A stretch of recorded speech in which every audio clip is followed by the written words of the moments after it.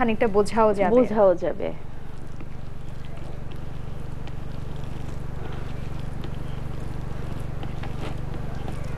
একটু মাখা মাখা ভাব এসছে, এরকম মাখাবো আমরা। আমি যদি চাই যে সবজি অ্যাড করব, যেহেতু আমাদের এখানে গাজর কুচি আছে, আমি কিন্তু দিয়ে দিতে পারি।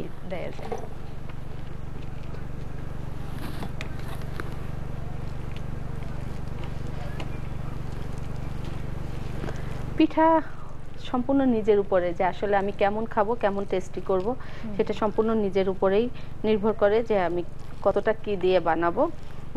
যদি কেউ চায় যে না একদমই আমি শুধু লবণ দিয়ে পানি দিয়ে চাউলের গুঁড়া দিয়ে মেখে দিয়ে দিব, তারপরে আমি মশলা বা কোনো ভর্তা চাটনি দিয়ে খাবো, সেটাও খাওয়া যাবে।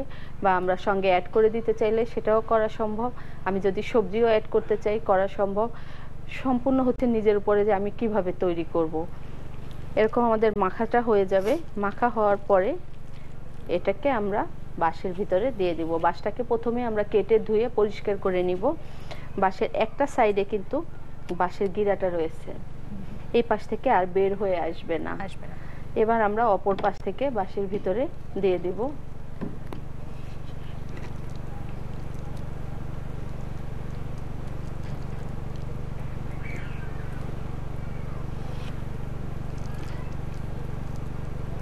আমরা যে মিশ্রণটি তৈরি করেছি বিন্নি ধানের চালের গুঁড়া দিয়ে, সেটা বাঁশের ভিতরে আমরা দিয়ে দিচ্ছি।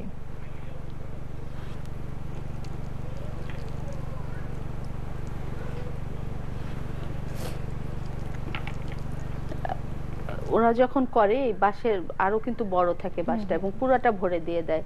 তো দেখা যায় যে একসঙ্গে কিন্তু বেশ বড় একটা পিঠা তৈরি হয়ে যাচ্ছে।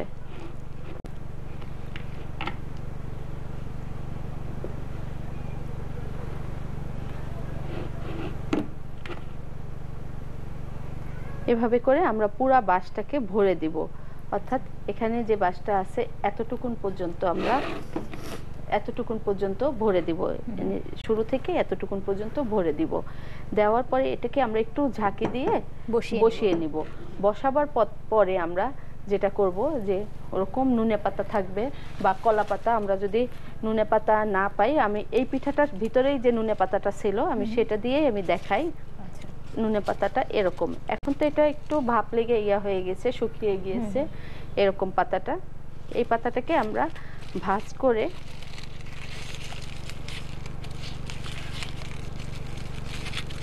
মুখটাকে বন্ধ করে দিব।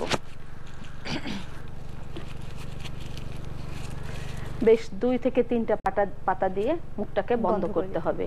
2 থেকে 3টা পাতা দিয়ে মুখটাকে বন্ধ করে দেওয়ার পরে কিন্তু আর এখান থেকে বের হয়ে আসবে না। এরপরে আমি চুলার উপরে, আমরা যারা ঢাকায় চাইলে কলা পাতাও দিতে পারি, আমরা চাইলে কলা পাতাও দিতে পারি। আমরা যদি কলা পাতাও না থাকে সেক্ষেত্রে আমি কিন্তু একটা কাপড়, ভালো পরিষ্কার কাপড় নিয়ে সেটাকে দিয়েও মুখটা বন্ধ করে, সেটাও যদি আমরা করতে না পারি, এটা হচ্ছে আমার আইডিয়া, আমরা শক্ত করে আটা মেখে নিব। যেভাবে আমরা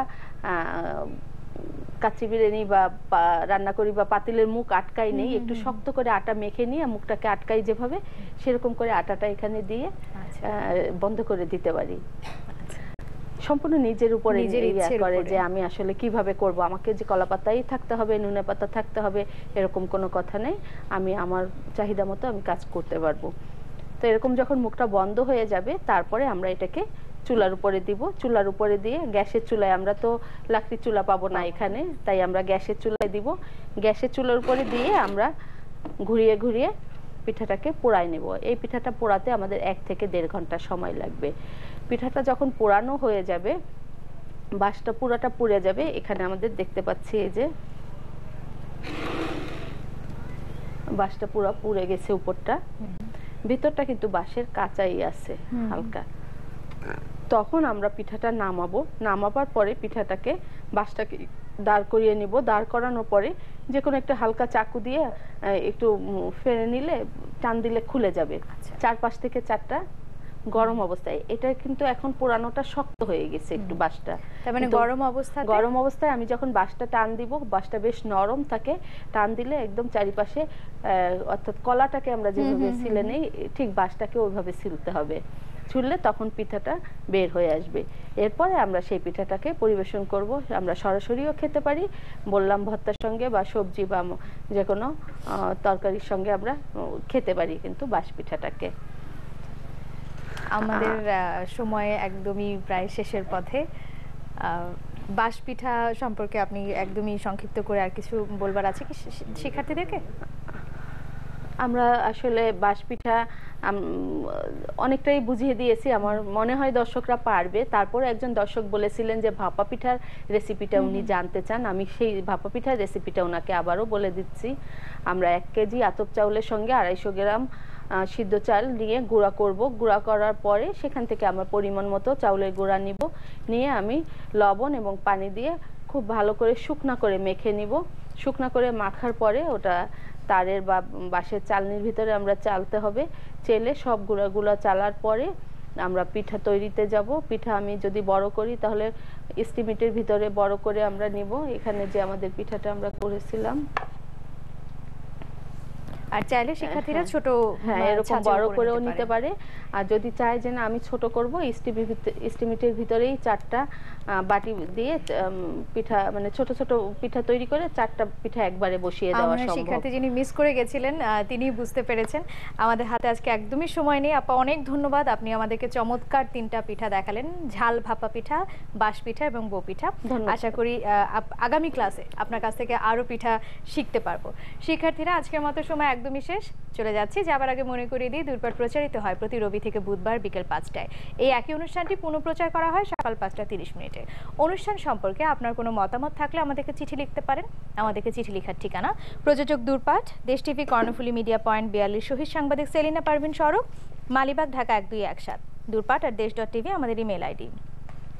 আজকে দূরপাঠ এখানেই শেষ করতে হচ্ছে। আগামী অনুষ্ঠান দেখবার আমন্ত্রণ রইল। সে পর্যন্ত সবাই সুস্থ থাকবেন, সুন্দর থাকবেন, দেশকে ভালোবাসবেন। আপনার অষ্টপ্রহরের সঙ্গেই দেশ টিভির সঙ্গেই থাকবেন।